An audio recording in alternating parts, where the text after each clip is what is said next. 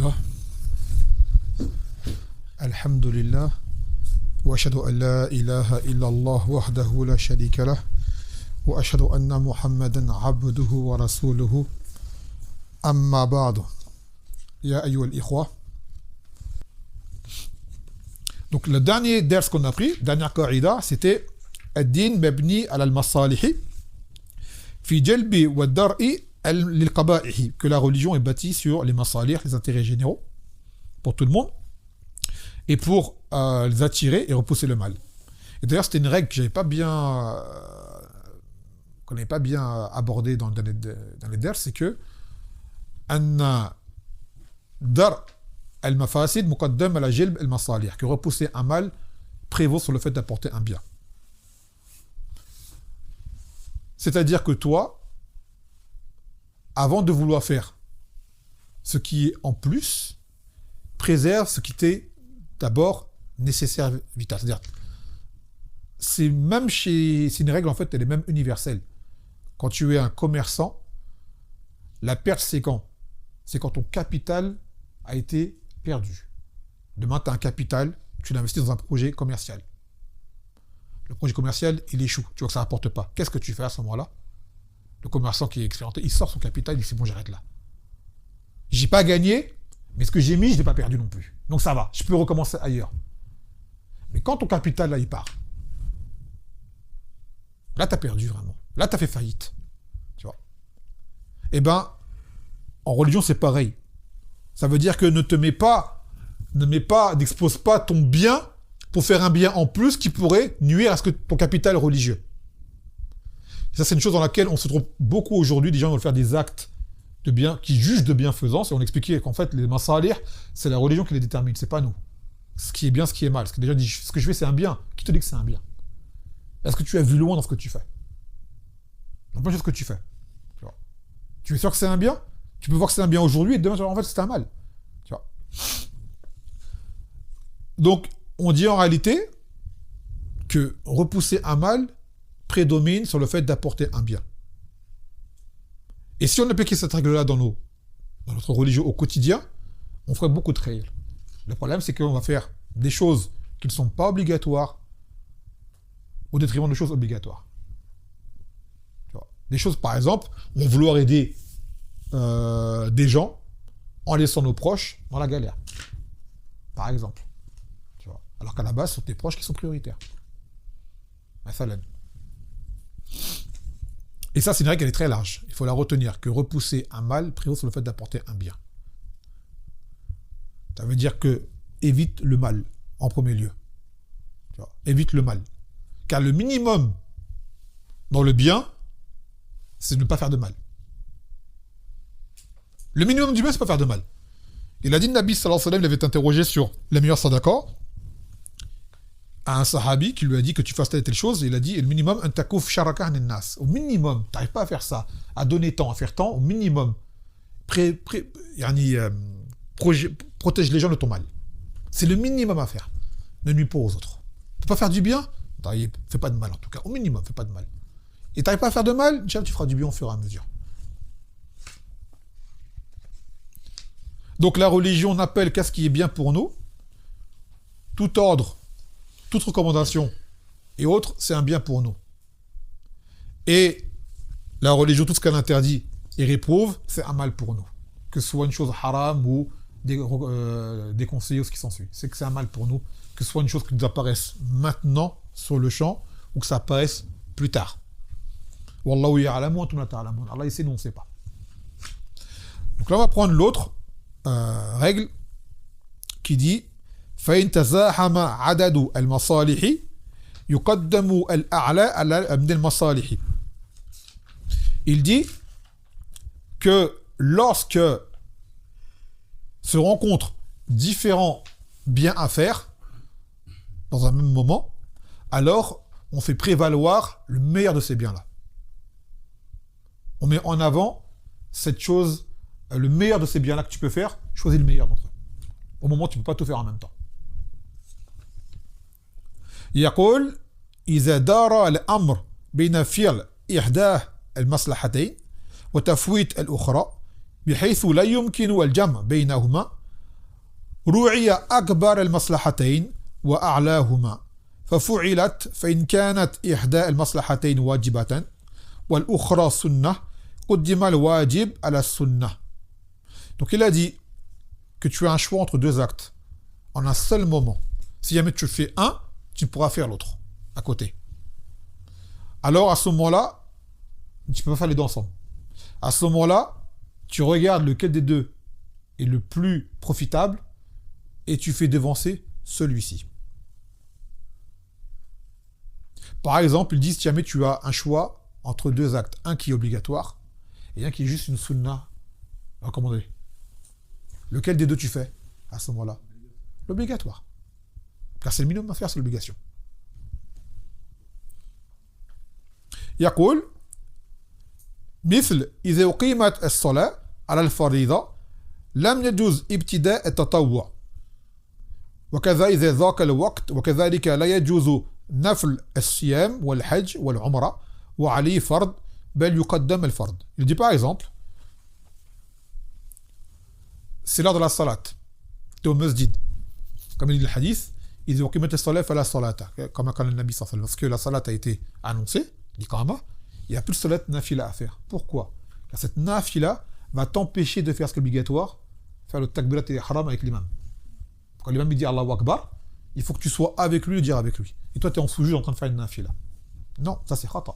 Et beaucoup de gens le font aujourd'hui. Tu arrives à la salat, tu as même fait takbir, tu en as un appel sous-jude ou en tashahhud. On dit non. Là, en faisant salat, ta salat, déjà, elle est annulée, elle est invalide, parce que la salat, une fois qu'elle a commencé, celle-ci, elle est tout de suite elle est annulée, elle ne vaut plus. Et en plus, tu prends le péché. Sauf bien quand quelqu'un t'en est ignorant, ils ne savent pas. Elle ose bil jam. Mais en tout cas, ta salat là, tu as fait une belle salat nafila, elle ne vaut plus rien maintenant. Pourquoi? Salat, elle a commencé. Et il y a un call où Allah Azza wa Jal yaqul wa la tubtilu a'malakum, et n'annulez pas vos œuvres. Et t'en as, ils prennent ce verset-là pour dire que tu as commencé une œuvre, tu l'as finie. On dit tu l'as finie tant qu'elle ne vient pas t'empêcher de faire une qui est obligatoire. D'où le fait, par exemple, en Ramadan, la nasum yom eshek. Le jour du doute, on ne jeûne pas. Par exemple. Donc il dit, par exemple, tu ne peux pas faire un siyam surrogatoire s'il t'empêche de faire un obligatoire. Tu ne peux pas faire un hajj surrogatoire alors que tu n'as pas encore fait l'obligatoire. Il n'est pas accepté. Pareil pour une umrah. Tu commences par l'obligation. Demain, quelqu'un te délègue pour faire un hajj pour lui. Tu n'as pas fait le hajj qui est obligatoire. Ce hajj-là, à la kul sahih, tu ne peux pas le faire pour lui. Et tu aurais le choix entre les deux. Tu dis, bah, je fais mon hajj d'abord. C'est d'abord moi. C'est mon hajj à moi avant de le faire pour toi. ثم يقول وإن كانت المصلحتان واجبتين قدم أوجبهما فيقدم صلاة الفرض على صلاة النظر ونحوها. Donc maintenant, tu es entre deux actes qui sont eux-mêmes obligatoires. D'accord? Mais tu en as un des deux qui est plus obligatoire que l'autre. Tu commences par le plus obligatoire. Il donne l'exemple. Tu as une salat fard parmi les 5 salawats que tu dois faire. Tu as une salat d'un nazr, tu as fait un vœu.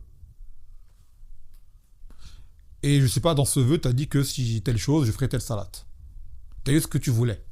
Donc cette salat que tu as mis en condition, tu dois la faire. Obligatoirement. D'accord? Et là, peut-être tu t'es décrété un temps pour la faire. Et dans ce temps-là, il arrive que, par exemple, tu n'as pas fait le zor, c'est l'heure du zor. Tu n'as pas le temps de faire les deux. Laquelle des deux tu fais? Tu fais le zor. Le zor, c'est le maktouba. Elle prévaut sur ton nazr. Ton nazr, il est wajib, mais le zor, il est awjab.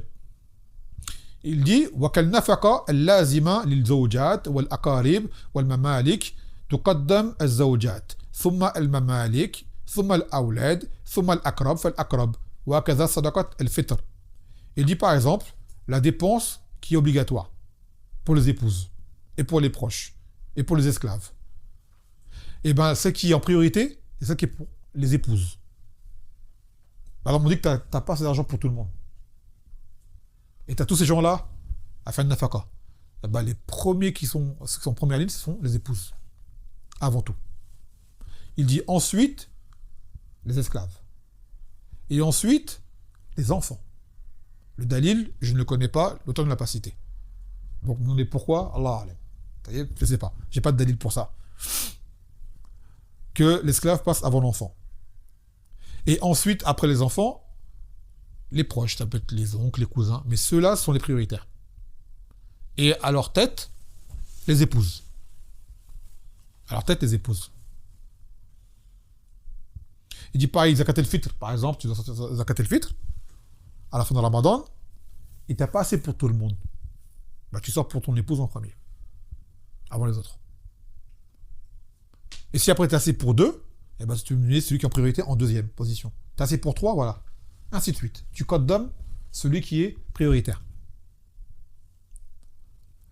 وإن كانت المصلحتان مسنونتين قدم أفضلهما.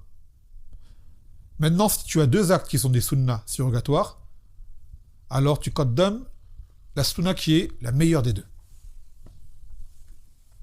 فتقدم الراتبة على السنة والسنة على النفل المطلق ويقدم ما فيه نفع non, ça va le dire après. Là, j'ai pas compris parce qu'il dit تقدم الراتبة على السنة.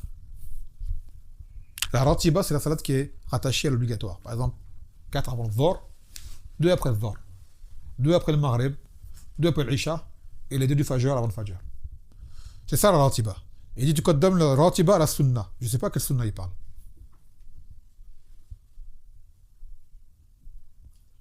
Tu vois. Parce que à la base, les gens l'appellent des fois sunna, c'est la ratiba, ils l'appellent comme ça. Donc tu es sur les sunna. Il veut dire par là ratiba. Donc je ne sais pas ce qu'il veut dire par là, je ne pourrais pas vous répondre. Il dit wa sunna ala nafl al mutlaq. Et tu qaddam. Quand il dit sunna, peut-être qu'il veut dire celle, la sunna. Ça veut dire, je pense que ce qu'il veut dire par là, après j'ai pas d'exemple, il veut dire une salat qui est un dalil en elle-même. Parce qu'il dit après quoi? Il dit wa sunna al nafl al mutlaq. Ça veut dire que tu qaddam la salat qui est sunna à celle qui est surrogatoire, neutre, quelconque. Bah justement, j'ai pas l'exemple de sunna par exemple, le sunna que tu pourrais faire au moment des ratib. Je vois pas laquelle tu pourrais faire. Le doha, c'est fini. Ouais, c'est fini. Tu vois, j'ai pas d'exemple, je vois pas quel sunna tu pourrais avoir qui pourrait se rencontrer avec les rawatib. Dans les temps, il y en a pas. Tu vois. Bah c'est plus une sunna, c'est ton habituel à toi. Peut-être si tu rentres au masjid à l'heure et tu vas faire les ça va venir ça. Tahiyat al-masjid. Et ben les deux rak'at, tu fais ratiba au lieu de tahiyat al-masjid. Ça va venir en fait, t'as pas besoin. Ça c'est Nike qui va venir et ça t'as pas besoin de le faire en fait. En fait, tahiyat al-masjid, ça sera ton ratib à ce moment-là. Ouais, voilà, tu vois. Je pense pas que c'est ça qu'il veut dire par là. Et il dit wa sunna al-nafl al-mutlaq. Par exemple, le duha. Salat al-duha, pareil, elle a un temps moyen du shoulouk jusqu'à zawal, comme le zawal. Et toi, tu arrives à la fin du temps du duha, tu l'as pas fait. Et en même temps, tu as envie de faire une salat nafila comme ça, quelconque. Tu n'as pas le temps de faire les deux. Le temps va se finir. Lequel des deux tu fais? Duha. Tu diras, j'ai pas fait de duha, khalas, je vais faire le duha. Tu fais le duha. C'est de ça qu'il parle, je pense. Mais le problème, c'est que dans la ratiba, je vois pas quel sunna il y a. Donc, au moment du ratiba, elle commence à un temps particulier et elle finit à un autre temps. Il n'y a pas le sunna qui vient se mêler à elle. On ne peut pas avoir les deux ensemble, en fait. C'est pour ça que j'arrive pas à voir. Ça se trouve, c'est juste moi qui n'ai pas perçu ce qu'il veut dire par là. Et il dit ويقدم ما فيه نفع متعد كالتعليم وعيادة المريض واتباع الجنائز ونحوها على ما نفعه قاصر كالصلاة النافلة. Et il dit également tu fais prévaloir un acte qui impacte sur autrui, qui a on va dire un profit multiple, que un acte qui n'impacte que sur toi-même. Par exemple, il dit vaut mieux faire un ders que faire un acte surrogatoire qui ne te revient que à toi. Pourquoi? Parce que le ders, déjà, c'est une ibada pour toi, et en plus, ça profite à d'autres personnes. Tu vois? Par exemple. Ça, c'est une code d'âme. Et les ulama, ils disent que l'ilm yuqaddam ala nafl min al-ibadat. C'est-à-dire le ta'lim, le ilm, en réalité, quand tu n'as pas le temps pour faire les deux, eh ben, tu qaddam le ilm sur un acte surrogatoire. quoi qu'il en soit. Et il dit par exemple, si jamais tu n'as pas le choix entre un acte, par exemple, je sais pas moi, tu veux aller visiter les tombes, aller au cimetière, d'accord, faire un rappel de la mort et saluer les gens des tombes, saluer. Hein. Et en même temps, à cette heure-là, tu as une visite d'un malade à faire. Au même moment, tu peux faire les deux. Lequel des deux tu fais? J'étais malade. Voilà. Parce que le malade, il est vivant et ça lui apporte un khayr. Alors que les morts, tu peux invoquer pour où que tu sois. Tu vois? Et quand tu vas au Makbara, au cimetière, c'est pour toi. Tu te rappelles de la mort, c'est pour toi là-bas, c'est pas pour les autres. Alors que là, Riyadat al-Marid, ça profite à quelqu'un d'autre. Pareil, le suivi des janaza. D'accord? Tu as un truc à faire, par exemple, pour toi, et tu as une janaza qui se fait, fais la janaza. Parce que la janaza, ça profite aux morts également. Le fait qu'il y ait du monde qui le suive, faire les doigts pour lui, toi, tu as un truc qui ne concerne que toi, par exemple, à ce moment-là. Je sais pas, moi, tu voulais lire du Coran. Et une janaza, suis la janaza. À ce moment-là. Ou le dhikr. وتقدم الصدقة والبر للقريب على غيره. Et quand tu fais une sadaqa, tu prévaux les gens proches aux gens que tu ne connais pas ou qui sont plus éloignés. Par exemple, ton frère, il manque de moyens, et tu as un ami qui manque de moyens. Donne à ton frère en premier. Est-ce dans l'absolu? Non. C'est par exemple ton frère, c'est ton frère, mais il n'est pas mustaqim. Et l'autre frère, il est mustaqim. Et tu dis, si tu fais le sadaqa à mon frère, j'ai peur qu'il fasse du mal avec cet argent-là. Alors que l'autre, je sais, s'il donne l'argent, il va faire du khayr avec. Après, ça peut varier, ça peut être relatif, mais de base, ton proche est prioritaire. Par exemple, tu as le choix entre ton voisin et un inconnu comme ça dans la rue. Commence par ton voisin. Va avec. Il dit ويقدم من عتق رقاب أغلاها وأنفسها. Par exemple, tu es quelqu'un qui a des esclaves. Là aujourd'hui, c'est pas une chose qui existe, voilà. Mais quelqu'un a des esclaves et il va en libérer un. Et bien pour lui, le meilleur, c'est de libérer le meilleur esclave qu'il est. Celui qui est le plus cher et qui est le plus profitable, c'est lui qui doit libérer. Il a 10 esclaves et parmi eux, il y en a un, il est robuste, kowi et tout. D'accord? Il doit libérer celui-là, c'est celui qui est meilleur pour lui. Sauf dans les cas où il sait que par exemple celui-là, il est robuste et tout, mais il est rebelle. T'en as un autre, il est moins robuste, mais il est pieux. Si lui, tu le libères, il va faire du bien. Lui, tu le libères, il va faire du mal. Libère celui qui va faire du bien. À ce moment-là. Ou tu as un esclave kafir et un qui s'est soumis à l'islam. Lequel des deux? Le musulman. Tu vas libérer. La chèque. ولكن ها هنا أمر ينبغي التفتن له وهو أنه قد يعرض للعمل المفضول من العوارض ما يكون به أفضل من الفاضل بسبب اقترانه بما يوجب التفضيل. C'est ce qu'on vient de dire à l'instant. En gros. Des fois, il se peut, des choses, il faut que tu sois attentif, que tu as un acte qui de base est meilleur qu'un autre. De base, un est meilleur qu'un autre. Mais peut-être que le moins des deux, il y a des choses, des paramètres autour qui vont le rendre à ce moment-là meilleur. Comme l'exemple que j'ai donné par exemple, lui il dit que tu as des esclaves, tu libères le plus cher d'entre eux. C'est celui qui a plus de valeur. Maintenant tu regardes, tu en as un par exemple, lui il est costaud, il coûte cher, et il est profitable. Et lui, il a du ilm. Il est moins fort, il est au travail, il est moins efficace, mais il a du ilm, il est plus pieux. Lui, si tu le libères, il pourra faire da'wa et apporter du khayr aux gens. Lui, il va faire le travail bien pour des gens. Mais c'est juste du travail. Lui, il pourra être profitable pour plein de personnes. Lequel des deux tu vas libérer? Celui qui a du ilm. Par exemple. Ou l'exemple, on l'a dit tout à l'heure, par exemple, tu as ton frère et tu as un autre. Tu vois, une autre personne, un ami, ou même, c'est pas forcément un ami, mais quelqu'un que tu connais. Il se peut que ton frère, avec cet argent-là, il fera pas du khayr. Ou il va mal le dépenser, il va mal le gérer. Et l'autre, tu sais qu'il va, voilà. Bah à ce moment-là, bien que là-bas c'est ton frère, il est prioritaire, tu fais passer lui. par exemple. والأسباب الموجبة للتفضيل كثيرة ومنها أن يكون العمل المفضول مأمورا به بخصوص هذا الموطن كالأذكار في الصلاة وانتقالتها والأذكار بعدها والأذكار الموظفة نعم في أوقاتها تكون أفضل من القراءة في هذا المواطن مع أن القراءة أفضل من الذكر. Il dit par exemple ما هو أحسن الذكر؟ C'est quoi le meilleur des rappels? أحسن ذكر في وقته الذي كان في وقته. عموما de façon générale, c'est quoi le meilleur des rappels? La mort. Non. Tawhid. Oui, mais ça c'est pas si général, quelque chose de plus général. Tawhid il rentre dedans. Toi, en tant que musulman, quelle est la meilleure façon que tu as de te faire du zikr? C'est quoi le meilleur zikr pour toi?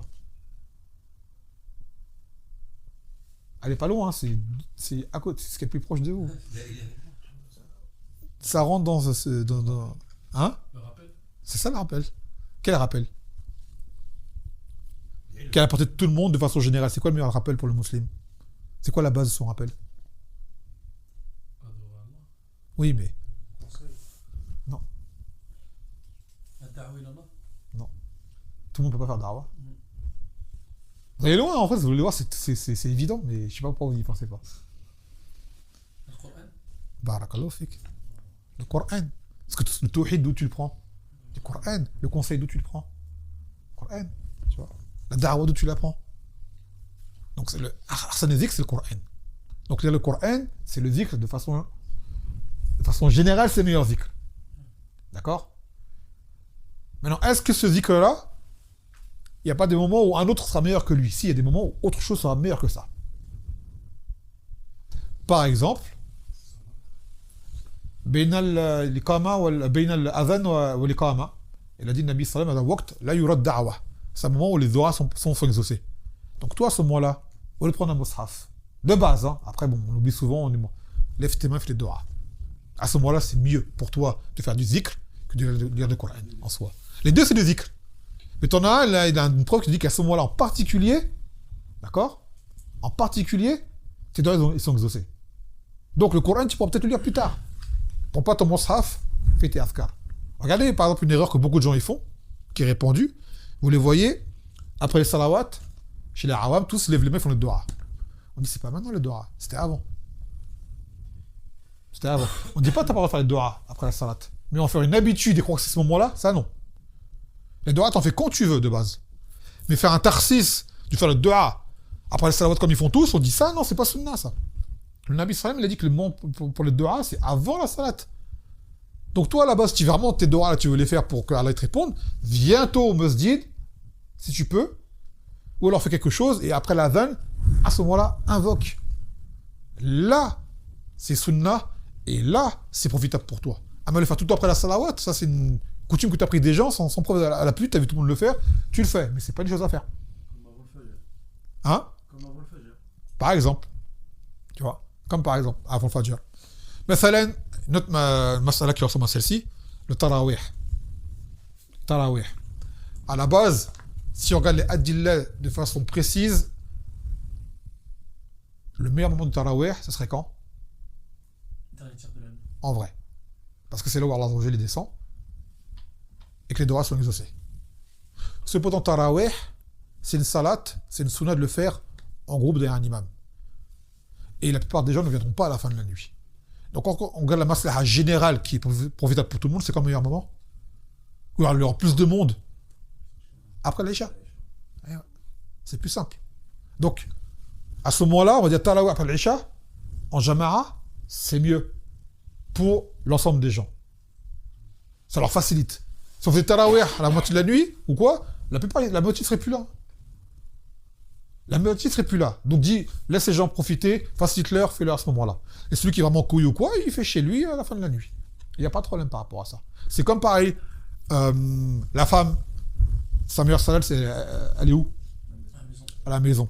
Est-ce que tu penses que, avec tout ce que la femme elle a fait dans la journée, pendant la matin je parle, hein, parce qu'on sait que la plupart des femmes, malheureusement, passent la moitié du temps dans la cuisine. Ça c'est une erreur. Les gens aiment bien manger, c'est bien, mais ta femme, tu l'as miskina, tu l'as bouquée dans le mat-bar toute la journée, alors que c'est Ramadan. Tu vois, un temps pour tout. Un temps pour le Coran, un temps pour le zikr, un temps pour la cuisine. Bref. Elle aussi, elle veut son âge de tarawih. Mais après tout ce qu'elle a fait dans la journée, elle est exténuée. Tu dis non, toi, c'est mieux à la maison, reste à la maison. Elle n'aura pas de nachat. Elle ne sera pas motivée. Elle aura de la paresse. Donc, le meilleur, c'est quoi? Si tu peux l'emmener avec toi, amène-la avec toi, tarawih en jama'a. C'est mieux. De base, c'est mieux chez elle. C'est marouf. Mais elle sait qu'elle ne va pas le faire bien. Elle va être distraite, elle n'a pas beaucoup de Coran. Tu vois? Donc, à ce moment-là, c'est quoi qui serait peut-être mieux? Maintenant, dans son hal à elle, c'est que tu l'amènes au masjid et elle fasse en groupe. À ce moment-là. Ça ne veut pas dire que chez elle, c'est pas mieux. Mais à ce moment-là, vas-y, amène-la au masjid. C'est pareil, demain, tu vas en Umrah à Mecca. Attention, quand tu l'amènes au masjid, c'est pas le souk. Hein. Si tu sais qu'il va être là-bas faire salade, c'est pas sa caquette avec les sœurs. Tu vois, ou c'est pas le jawel ou je sais pas quoi. Elle vient salade. Si c'est pas ça, reste à la maison. Même toi en tant qu'homme, déjà de base, de toute façon. Tu vois, le but d'amener les sœurs au masjid, c'est pour la salade, c'est pas pour rencontrer Foulana, t'as fait quoi à manger, tu vas faire quoi demain, kaza et kaza. Tu vois, ça c'est pas pour cacter là, au masjid, c'est pour ibadatullah azza wa jal. Donc elle vient là au masjid faire salat, sans faire de bruit, sans être une fitna pour les hommes s'il y a des seuls ou quoi, bien habillée, bien couverte. Si toutes les conditions sont remplies, bismillah. S'il y a des mukhalafat, reste à la maison. Comme on disait tout à l'heure, vaut mieux. C'est quoi la règle? Repousser un mal, prévaut sur porter un bien. Reste chez toi plutôt que venir au masjid et faire des fitanes. Tu vois. Le bien du tarawih c'est bien, mais ça a plus de mal. Préserve reste à la maison. Tu vois. Quand on comprend ça, parce que des fois tu as des maris, ils veulent pas amener les femmes, elles sont vexées. Elle comprend la règle, il dit c'est vrai. Je vais aller au masjid, je vais pas arrêter de parler, on va me déranger, les enfants ils vont courir partout. Allez, reste à la maison, moi j'embête personne. C'est mieux. Mais si tout est bien, les conditions sont bien remplies, tout est bien, bismillah, c'est mieux pour elle de nous masjid. C'est comme le masjid al-haram. D'accord. Vous avez vu, bon, aujourd'hui avec le monde qu'il y a, c'est catastrophe. C'est une réalité. Mais, si tout était bien structuré, et il y a des coins pour les femmes, il y en a des coins qui sont encore pour les femmes, les hommes ils rentrent pas, tu vois, t'arrives à mettre ta femme là ou quoi, ramène-la, à ce moment-là, au haram. Elle voit, la Kaaba, elle va pas avoir toute sa vie. Hein. Le haram va pas rentrer dedans toute sa vie. Bien qu'à la base, sa salade chez elle a plus de hajr. Elle va te dire, mais ça vaut 100 000 salades. Tu vois, il a dit le Nabi sallallahu alayhi wa sallam, wa buyutuhunna khirunahunna, que leurs maisons sont meilleures pour elles. Le Nabi sallallahu alayhi wa sallam, quand il a dit ça, il était où? Il était où quand il a dit ça? À Médine, je pense plutôt. À Médine. Ah, la salade au masjid de Médina, il va pas beaucoup. Et pourtant, il a dit, chez toi, c'est mieux. Tu vois? On a vu, ouais, mais il y a plus de hajj au masjid. Chez toi, c'est mieux. C'est le prophète qui l'a dit, c'est pas moi. Malgré tout, tu vois que tu as fait un long voyage. Elle veut voir ça. C'est structuré, elle est bien à l'abri. Elle n'est pas mélangée aux hommes. Ou quoi. Et c'est pas non plus, comme je dis, la basse-cour dans le masjid. Amène-la, laisse-la profiter. Bon, on dira, mais la base, c'est toi chez mieux. Mais elle veut venir, tu vois. Ah, bismillah, ramène-la avec toi. Des bons souvenirs pour elle, sa fois elle va monter, elle va sentir mieux, et voilà. Hein? Sinon, on ne fait pas voyager jusqu'à là. Non, parce qu'elle peut venir pour face à Umrah qui est wajiba. Oui, si tu restes que peu de temps. C'est-à-dire? Si tu restes 3-4 jours là-bas. Ouais. Tu lui fais faire Umrah, mais elle aussi, comme tu as dit, elle veut en profiter. Oui, mais ça, voilà, à profiter, mais t'as été là-bas dernièrement depuis qu'ils ont ouvert les visas? Ouais, T'as été? compliqué. T'as vu c'était comment? C'est compliqué. C'est très très dur. Des fois, c'est dur de le ramener. Dire, toi, d'y aller, c'est dur. Tu vois, ça veut dire, toi, quand t'aimes, des fois, j'y allais, j'y vais parce que c'est symbolique. Mais je n'ai pas envie d'y aller. C'est-à-dire, je rentre dans le masjid, mon cœur, je vois. Voilà, c'est. On dirait c'est un concours de beauté, ou certaines. Elles viennent là-bas, on dirait c'est le plus belle possible. Pour aller. Et je pense pas que c'est belle pour la Kaaba. Voilà, t'arrives là-bas et tout, tu vois Ardour al-Azawajel, t'as des femmes partout, devant toi, derrière toi, à ta gauche. C'est insupportable. Et en plus, elles sont pleines, elles sont pas couvertes, comme il faut. Tu fais Allahu Akbar, d'un seul coup, tu vois un truc noir à côté de toi, à droite, un truc noir à gauche. T'as que des femmes autour de toi. Tu dis, qu'est-ce que je fais là? Et t'es dégoûté. Donc on dit aux frères, hey, contribuez pas à ça. Si pour être là-dedans, ramenez pas vos femmes. Non seulement elle, une situation embarrassante, et vous allez déranger les autres, les hommes qui sont dégoûtés de ça. Maintenant, si tu arrives à gérer ton temps, à dire à l'avance, réserver un lieu tranquille, fais-le. Mais, voilà, il suffit d'une envie d'aller aux toilettes, c'est fini. Tu as trouvé une bonne place, bien posée, sur le socle, sur le toit ou je ne sais où, tu vas aux toilettes, c'est fini. Ta place, c'est fini. T'as la ouah, là, au premier rang ou l'hôtel, c'est fini. Tu vas sortir aux toilettes, tu reviens, c'est fini. Tu vois, faut bien calculer ton coût.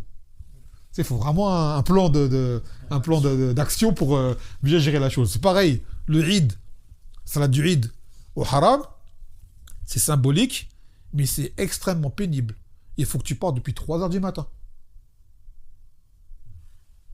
Tu vois, c'est pour ça que moi, concernant moi, d'accord, c'est une masala, il y a khilaf, que les ulama qui disent que c'est dans tout le haram que ça vaut 100 000, ce call-là, il est tellement plus arrangeant.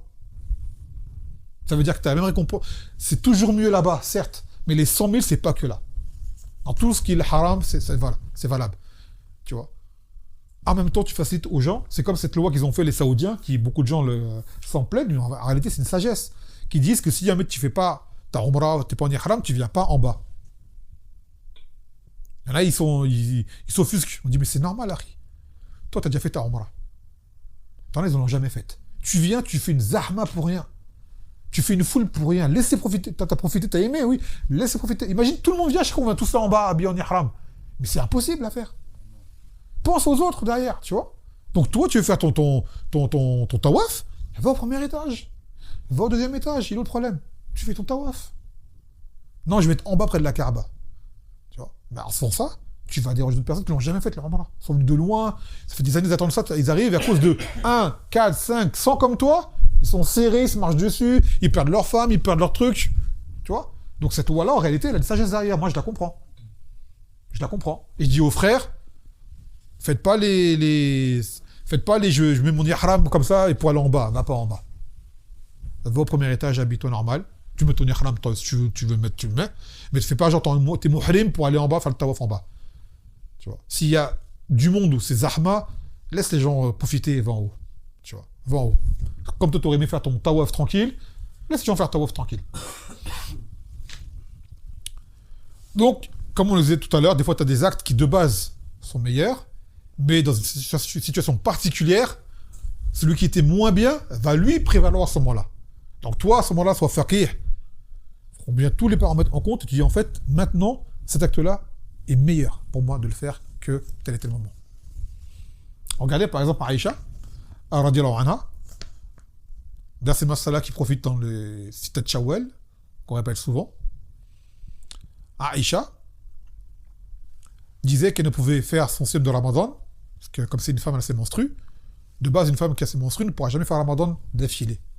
Si elle a son cycle, qui est comme il faut, elle n'est pas déréglée, au bout d'un moment, les menstrues vont tomber, c'est obligé pendant le Ramadan. Donc elle disait, je ne pouvais pas rattraper mes jours manquant de Ramadan, si ce n'est au Sha'ban de l'année d'après.